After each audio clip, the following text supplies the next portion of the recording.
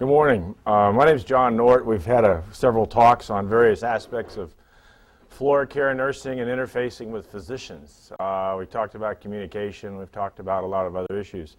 Today I'd like to talk about wound care. Wound care seems to be something that is maybe not appreciated to the depths of which I appreciate it, and I thought it might be good to review some basic things as far as wound care is concerned. We start off, I think we have a lot of people who are operated on in this hospital. And when they're operated on in the hospital, what happens? An incision is made to the skin. Something is done and the incision is closed. And when that incision is closed, we run a risk of infection. That's just a given. And for different procedures, depending on the length of the procedure and the magnitude, has to do with what the infection rate is. And it runs from like 0.5% to maybe 5%. In a clean elective surgery. It can be higher in some others, depending on the length of the surgery. We all are aware of preoperative antibiotics and all the other things that are designed to prevent infection. When a surgical wound is created, you're all of a sudden violating the interface between the outside world and the inside of your body. That's what the skin does, and it does it very efficiently. It takes care and prevents bacteria from coming into your body unless your immune system is compromised or there is a breach. Now we have breaches. You have your eyes, your ears, your mouth, and other various orifices. And the bottom line is those are pretty well taken care of in a normal human being.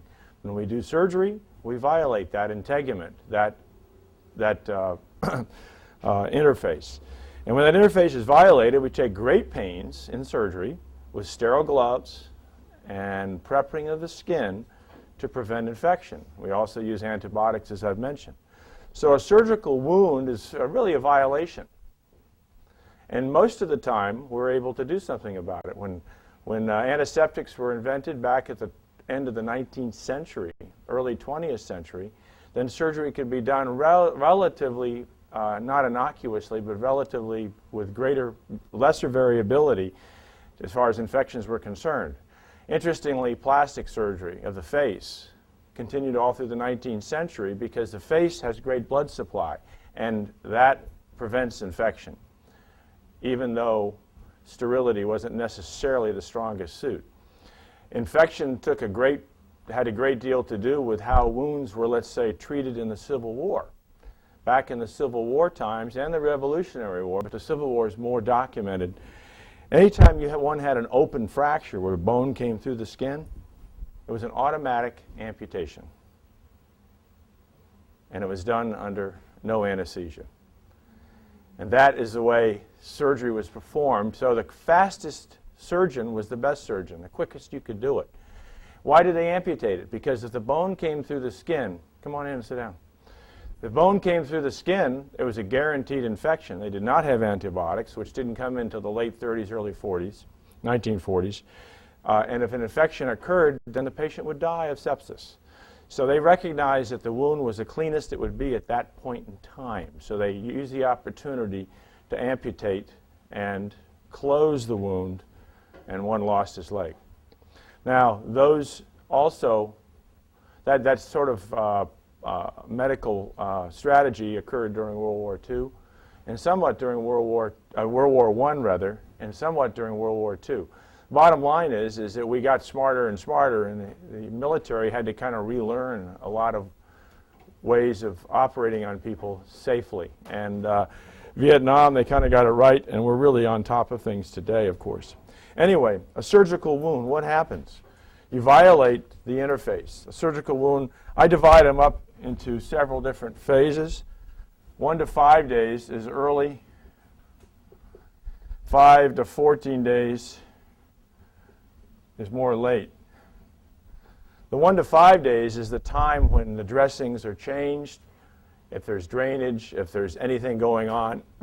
If you change the dressing, if the surgeon's preference versus the nurse's direction, either way is fine. It's the preference of the surgeon and the coordination and communication with the nurse and the doctor. At 5 to 14 days, rarely do you all see that. And at 14 days, generally speaking, is when the sutures come out. Now, as far as wound healing, the wound is pretty much sealed on the 5th day unless there's something extraordinarily going on that should not allow it to heal and seal as far as water running over it. I, and my spine patients, if everything's right, by the 5th day, will let them take a shower. I think a lot of cardiac surgeons feel the same way. In other words, the bacteria on the body will allow an infection to occur secondarily. And what happens is if you can clean that bacteria off, it's very important. On a lot of my patients, I give them a Physahex shower the night before surgery. Now that has hexachlorophene, and I'm not a great infectious disease person or a bacteriologist, but I do understand that the hexachlorophene will depopulate the skin, reduce the staph and the strep on the skin, and in my way of thinking may help prevent infections and reduce that rate. In other words, we do everything we can. So an early wound is subject to infection, and what are the things you look for? The things you look for are redness, pain, drainage, and not necessarily in that order, but pain you're going to have because it hurts because you had the surgery, okay? That's given. But is the pain beyond what you would normally expect in your clinical wisdom as a nurse? Is there redness? There would be a little redness. I put staples in many of my cases. There may be a little redness around there, but it's nowhere near to the degree that you would expect if there was an infection. Drainage usually rarely comes on the 5th day. It takes about 5 days to turn the corner and have some drainage on some individuals. And so these are sort of things you want to look for. One of the other things that concerns me as far as this early wound toilet, wound hygiene, wound care is bedside nursing. And I'm going to use that as a broad term, but bedside nursing, one of the things we do with people who have surgery, we try to get them out of bed as soon as possible. Is that correct? Yeah. And so my patients with long back fusions, I get them out of bed the next day with physical therapy and or nurse assistance. And I hate to say it, but just because the therapists don't come by, I would like to have somebody get them out of bed, even if they just get out of bed and stand. What does this do? This improves the circulation, improves the proprioception of the individual, the balance, improves the confidence, reduces the anxiety, makes the muscles fire, gets rid of the swelling in the back for my back surgery patients. The bottom line is activity and mobilization is very important. Well, what else does it do? It allows them to get out of bed to go to the bathroom and to have a bowel movement. Now, what happens if someone is lying in bed and they have a dressing in place and a nurse comes in at 2 or 3 o'clock in the morning and just slips a bedpan under there, and we have a bed that's like this and a patient like this and a bedpan under here and the wound's right there, it gets contaminated. And I have had some people with that problem here. And it's just a matter of really more understanding what's going on and why we're doing it. It's not the convenience of the moment. I would like to avoid at all costs any kind of contamination of any sort of a surgical wound, because I think this can cause complications, prolonged hospitalizations, a risk to an elderly patient, which is significant. So if patient has ability to get out of bed, get them out of bed. Get them out of bed at a bedside commode if they can't walk to the john. It's real simple. I don't know, does bedside commodes have to be ordered in this hospital? If patient has bathroom privileges, a bedside commode should be available, I would think. I don't know what the policy is, but it shouldn't have to. I mean, we have to order a lot of things, but that shouldn't be a problem. So maintaining good nursing, bedside nursing care with the patient is important. And if we can prevent, I mean, my son, bless his heart, you know, he sometimes has a glass of milk sitting there, and if it's sitting on the edge of the table, sometimes it gets knocked off on the floor. Well, if you see that as a potential problem, you move the glass to the behind the plate so you don't have it when you're moving your hands. And you just foresee these things. You look ahead to see what you can prevent from happening. This falls in that category, where you can prevent something from happening. If the wound is fecally contaminated or urine soaked or something, then we have a problem. And I just think that can be avoided. It's something we can prevent.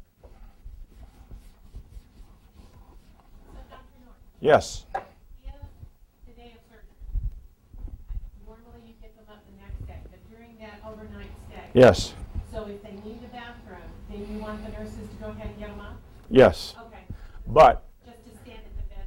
I have two types of patients in my book. Two of major back fusions and laminectomies and kyphoplasties. The laminectomies and kyphoplasties, that holds true. Because you can get them, you can mobilize. In fact, most males can't pee lying down. It's real simple. So I get them to stand at the bedside, and 98% of them can do so. I don't, if you all disagree, let me know, but that's my feeling.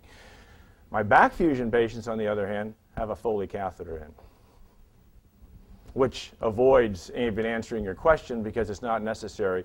And I will guarantee you they won't have a bowel movement for at least 2 or 3 days because every one of them develops an ileus because of the surgical procedure. You start fooling around with the nerves in the spine.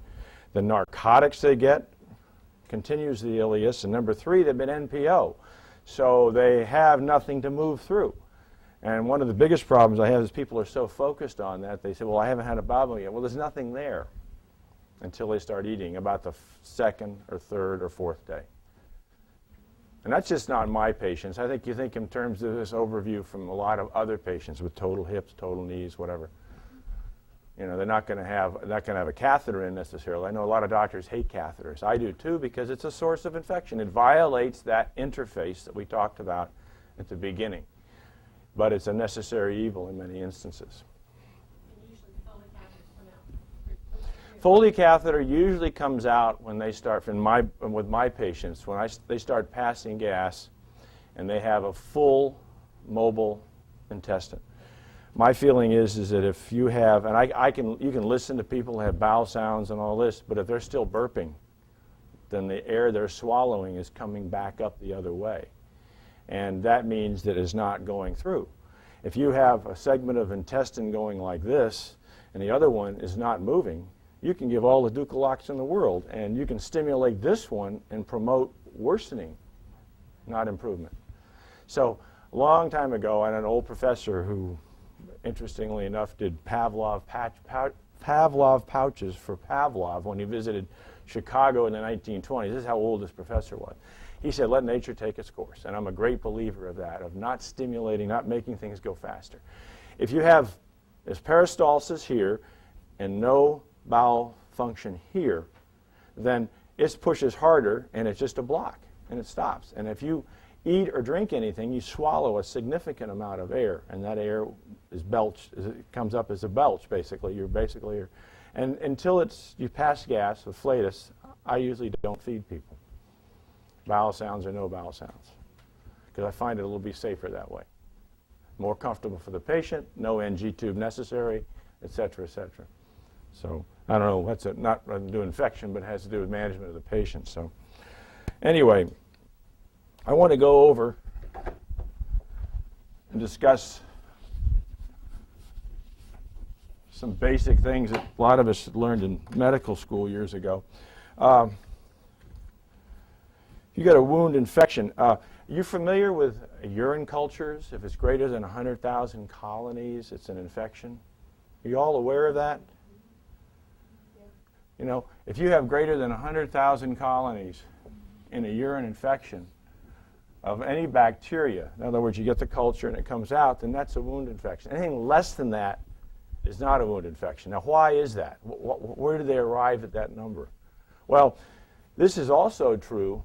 This is if you do 100,000 colonies of bacteria per gram of tissue, of well-vascularized tissue, that is beyond the capabilities of your body managing with the circulation and the ability of your immune system to fight, okay?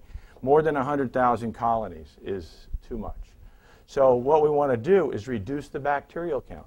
If you've got an open wound and you have bacteria in here, then we have a problem.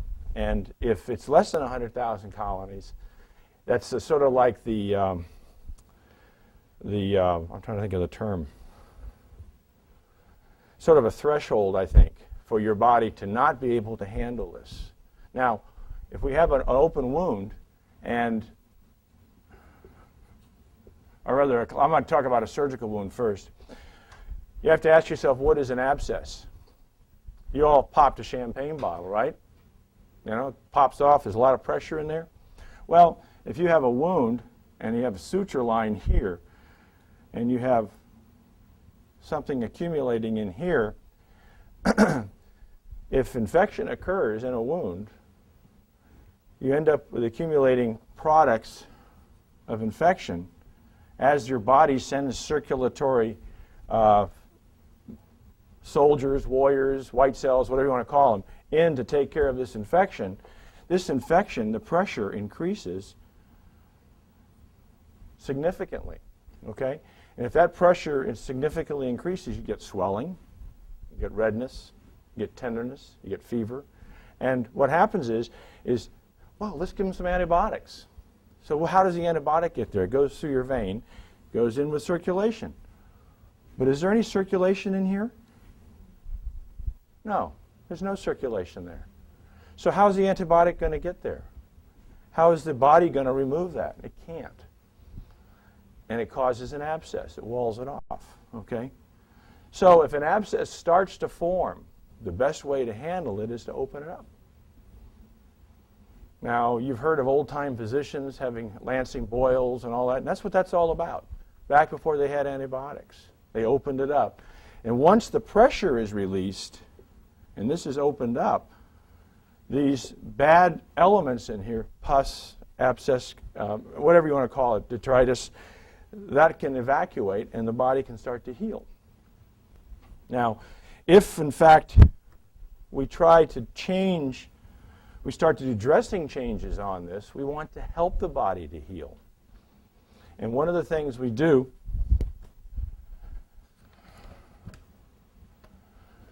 is what we call an I&D, or incision and drainage, which is what I've already depicted here. We do an I&D, incision and drainage, let this open up. It takes a few seconds to do it. Once that's done, we relieve the pressure here so all the poisons of infection don't seep into the body and we can get rid of them without them being absorbed. The next thing we do is put them on antibiotics, so we allow the body to have more ammunition to fight this and prevent it. And then we want to push it out. So with dressing changes, we have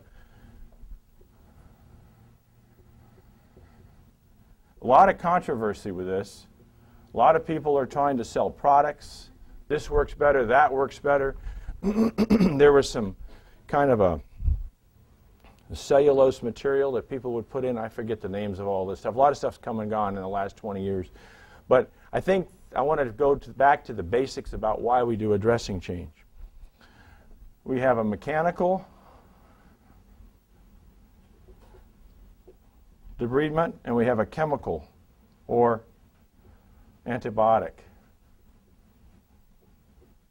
debridement, okay?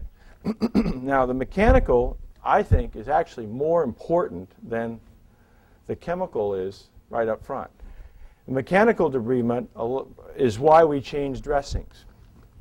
And dressings need to be changed sterilely. I have seen a number of people, to protect themselves, take a bunch of gloves to change the dressing off the wall. Those gloves are not sterile. And when they're not sterile, then I don't know who prepared those gloves, where they came from. They came from India, they came from China. Who knows what's in there? I don't know. I just don't think it's safe. So I think we need sterile gloves. Everything needs to be sterile. We don't need any cross-contamination of anything like that either. So when we do a dressing change with an open wound, the mechanical part is I use sterile gauze. And unfortunately, for economic reasons, our hospital and the economics of the hospital, they end up with paper gauze, which is useless, totally useless. The sterile gauze has interstices, okay? These interstices are very small, and you lay one layer of gauze over a wound, and it dries. We do what we call a wet to dry dressing. And the wet to dry, you don't put it on soaked. You wring it out, it's damp, you lay it over the top, and then when you pull it off, you mechanically pull off any dead material that's not there. Now the same principle is used with maggots for wound care. That may be offensive to you, but it works. And it's starting to have some resurgence. Maggots only eat dead tissue. They don't eat live tissue. That's why flies and maggots live in carrion on the street. So the bottom line is mechanical debridement of the wound is of the utmost importance.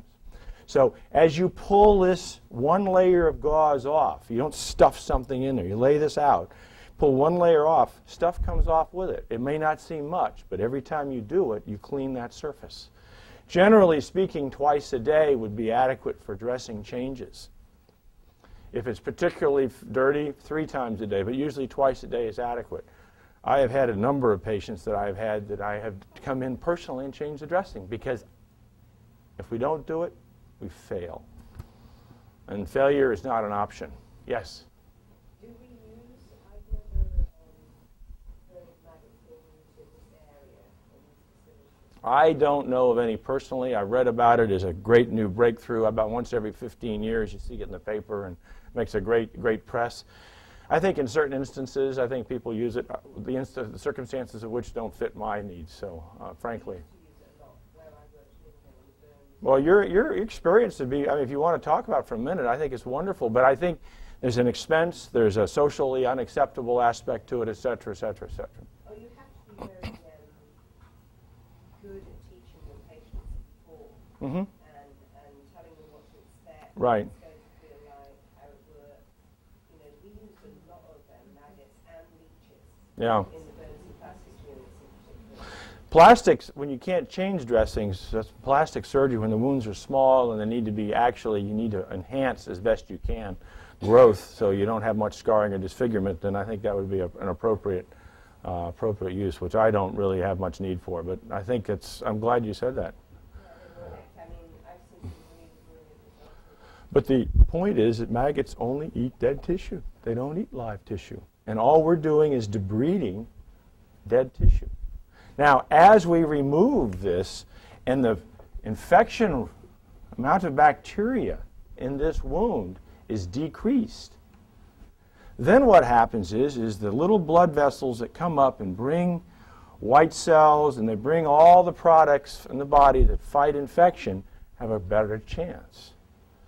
And that really is demonstrated as the wound is cleaned once or twice a day, demonstrated by a beginning of what we call capillary tufts. And a little blood vessel will grow up, and the circulation goes through it, and if you look down on it, it starts to look a little kind of reddish and pinkish. It doesn't look gray anymore, and then it gets sort of beefy red. And within 2 weeks or 3 weeks, generally speaking, if you touch that area, it bleeds. Now, that is a sign that you can either close the wound or put a skin graft on at the 2nd or 3rd week. Okay? And so what we're trying to do is improve the interface between the outside world and your body. So as we debride mechanically what's there, now this debridement mechanically is also done surgically. Now when you have an open wound that comes through the door, we go through with a knife and very carefully clean stuff up, but you want to leave what's viable. If you don't remove all the infection, then you end up with a problem, but that's a more detailed discussion. So anyway, capillary tufts grow to the point to where this wound gets sort of beefy red. Now, one of the things about mechanical debridement, there are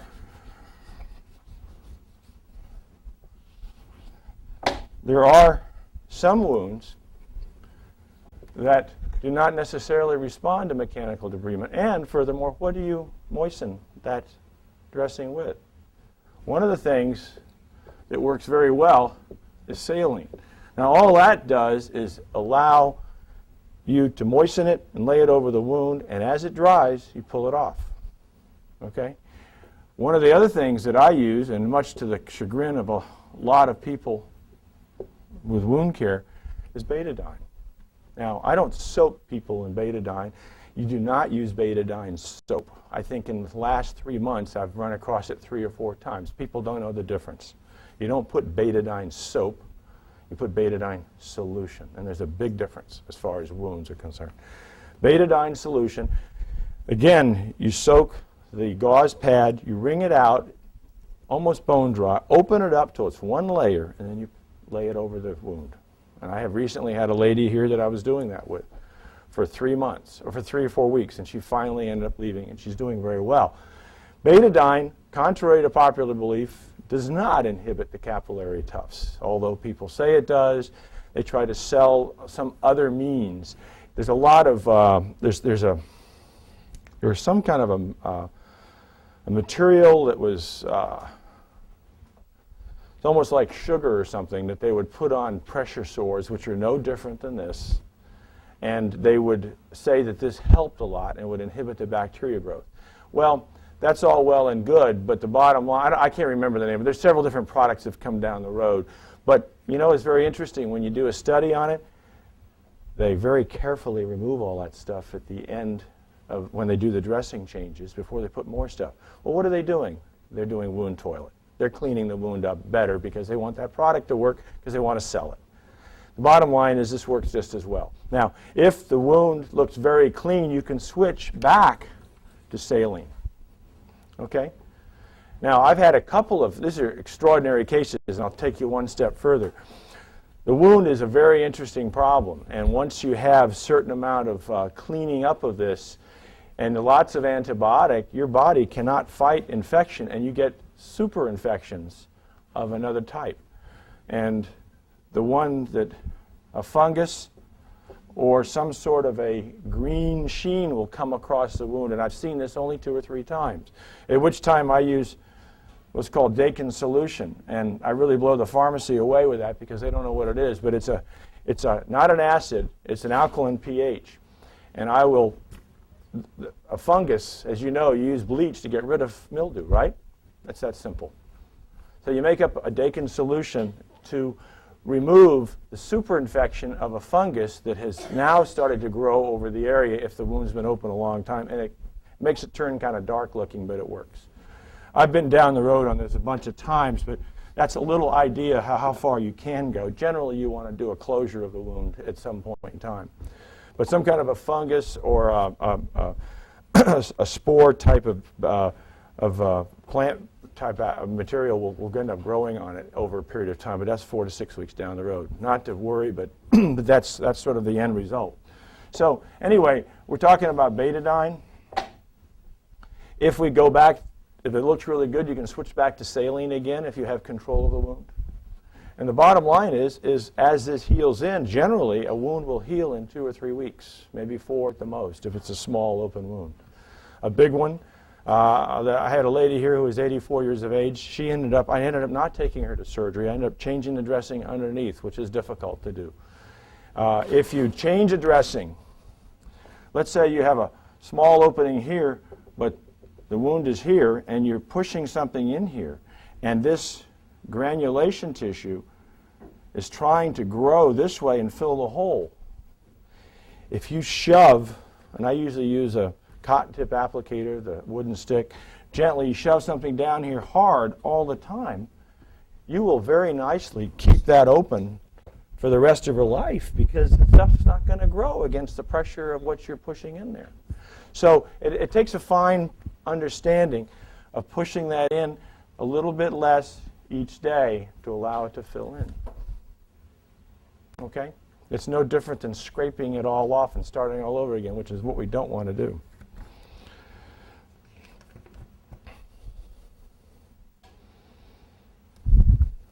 One of the things that is my best friend with any kind of a wound infection is the infectious disease specialist.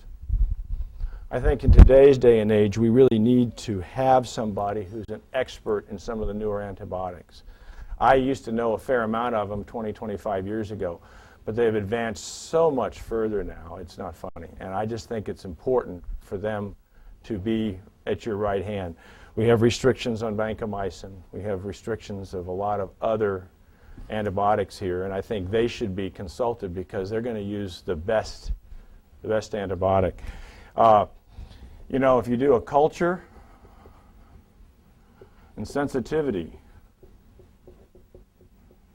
of the wound, everybody knows what a culture is, right? You know what the sensitivity is? Right, what medications it's sensitive to. And you know how they do that? Right, you take a petri dish and you have the bacteria plated out all over, and you have a little disc with penicillin, okay? A little disc with vancomycin, a little disc with bacitracin, a little disc, you know, and you have all these antibiotics. Then you come in 4 days later and you find out which one worked. Well, how do you determine that? Well, you can see around the vancomycin there's a halo. The bacteria is not growing around that. The penicillin is growing right up to it. And this, again, is a different color, but the vancomycin has very nicely prevented. So that shows the sensitivity. We know what the concentration is here, and we know, and they have a way of determining, this is in the bacteriology and pathology, MRSA, methicillin-resistant Staph aureus, is a big problem. And someday, one of you is going to have a child or a dear relative is going to die of an infection in the next 20 years just because we don't have antibiotics to take care of that problem. Now, I'm not an antibiotic specialist, but I'm very careful who I use them on, who I don't use them on. I always consult an infectious disease specialist. That's why the antibiotics are only continued for 24 hours after prophylactic use for surgery. You don't want to continue them for 7 days. You're going to change the bowel flora. You can change the lung flora, and an older person will die of a superinfection. There's a real kickback on that if you're not careful. But the sensitivity has to do now with a MRSA infection, you know, with methicillin, and you have a little disc there, and it's growing around. Whoops, we got a problem. We got a problem. One of the other things that's been pushed, and I'm glad to see in this hospital, that we sometimes forget, and doctors do too, is just wash your hands. Just wash your hands. And a good hand wash takes a couple of minutes to do. But you got to wash your hands, and there's sinks everywhere. And you can do that. I do that a lot. I think it's important. But to come in from one wound to the other and one patient to the other, you know, it's just not right. We had an HIV patient on the floor that I operated on recently. And, you know, it's a double-edged sword. You have to fix his problem, but he still is maybe more susceptible to infection. His immune resistance may be down. That's why they get tuberculosis and other things that normally we don't see. So culture and sensitivity has to do with how this plates out in the lab, which one is more efficacious, and that's where your infectious disease specialist comes in. I would like, at this point in time, it's a fairly simple talk, and I'd like to ask if anybody has any questions. I'd be happy to answer them. Logistical problems of changing dressings. How many here have actually changed dressings, this type of open wounds? Okay, just about everybody's had some experience. How many of you, and this has to do with training how many of you were trained to do that during the training program that you went through? Whether it was a 3, 4, 5, you did too. You didn't. This is one of the things that Robin, that I'm aware of, is I think there is a discrepancy in the amount of clinical material a nurse in training gets exposed to. And if you're not exposed to it, you don't know about it. Can I actually point out, I found it very amazing when I first was obviously in England. In England, the nurses control the dressings after surgery. And if there's a problem with the dressing, they're usually the ones that deal with it, decide what's going to be used. Unless obviously it's antibiotics and we talk to the physicians. But the nurses control all of the dressings, they deal with it. If any problems occur, they deal with it, and they just send off all these swabs for cultures and then talk to the doctors. But it's so different. That's what I found here. It's just such a different. I think that did happen a lot years ago, 25 or 30 years ago. But you have extremely well-educated professional nurses in the circumstances you're talking about. But you have some people who are hired by an administration that does not really, on paper they look good, and that's what the whole point is. But there's a discrepancy in training. And it's not the nurse's fault, but the bottom line is you don't have that type of training being done. I changed this dressing on this woman here for 4 weeks. It was here, and I think I had 1 or 2 people come in and look.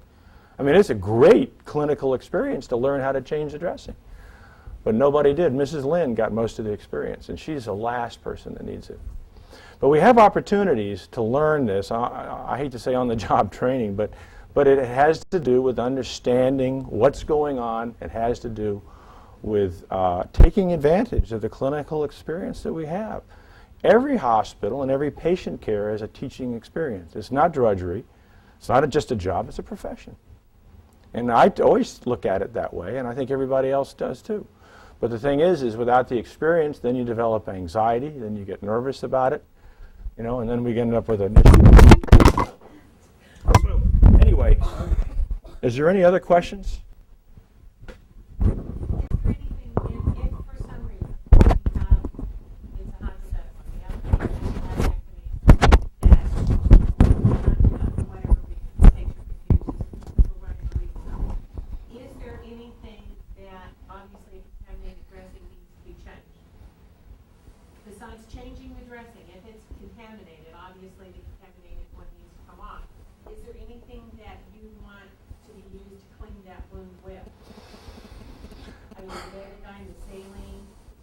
Well, if it's a closed, sutured wound, Okay. I would just change it with a dry dressing. Okay. Generally, if it's contaminated, 9 times out of 10 or 9.9 times out of 10, it's usually a little bit of bleeding the first 24 hours post-op. Okay. Just take it off and put a new dressing on. And let me know. Yeah, and let me know. I mean, I have no problem with that.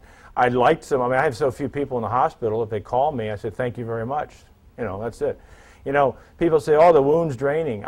There's some doctors here who use betadine in a post-operative surgical dressing. They soak the wound, they soak the adaptic with betadine, put it on, and then put a dressing over the top of it. And a lot of nurses will see that soak through and think they're bleeding. And that's not the case. And so I don't use betadine. I use a clean, dry dressing. I use adaptic basically over the wound as the first layer because when you peel it off, it doesn't stick. It's just real simple stuff. I think that's important. If someone is soaking, someone will call me, well, you have drainage. I said, well, how much drainage? You should learn, is it a $50 size? Is it a silver dollar size on the dressing? Or is it dripping in the bed? Is it dripping down the leg? I don't know. There's various amounts of bleeding that occur. Rarely is it significant. But I think the most important thing is an occlusive dressing. Something that covers that wound the first 5 days. We don't want anything more to go into that dressing, into that suture than necessary. One of the things that I have had the experience in this hospital with, if I have a wound and I have staples covering the wound here, in order on the 5th day or 4th day to allow someone to take a shower, I usually have them take the heavy gauze dressing off. Okay, and let the water run over it. Once the water runs over it, then you take a dry towel, pat it dry, and then I take probably the simplest dressing available for both lay people and nurses is Band-Aids. So I put a Band-Aid over here, and a Band-Aid over here, and a Band-Aid over here, and cover up the wound with an occlusive dressing. However, I've gone to the floor and found a Band-Aid here and a Band-Aid here with a gap. Now, let's don't even bother to cover it if you're not going to do it. You don't say, you either do it right or you don't do it. Because if that allows some contamination or something, or it's just a problem. And I just think I'm trying to cut corners to allow better wound toilet Simpler dressing materials. You don't charge as much as a Band-Aid as you do for a pack of 4x4s. Okay, this is, believe me, it's a lot cheaper. But if you can use the Band-Aids correctly and allow the patient to have a shower to reduce the population of bacteria on the skin, if a patient can't take a shower, you do a proper sponge bath. You know, I have a lot of people complain, and I think, let's face it, you're all overworked. I know that.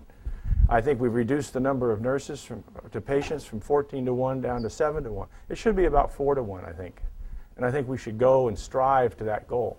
But that allows you to be, and you shouldn't be answering the phone and filling out all the forms and everything else. They should hire other people to do that, because you've got too much to worry about, and your first and foremost reason for being here as a professional is to be a good nurse and be the right arm of the physician to take care of these people. And sometimes people tend to cut corners because they're overwhelmed. So I just think that we need to really focus in on why we're doing what we're doing and why we're here, because this is, you know, this is a one-shot deal with most of these patients. Any other questions? I want to thank you very much for having me for a third time. I must be doing something right.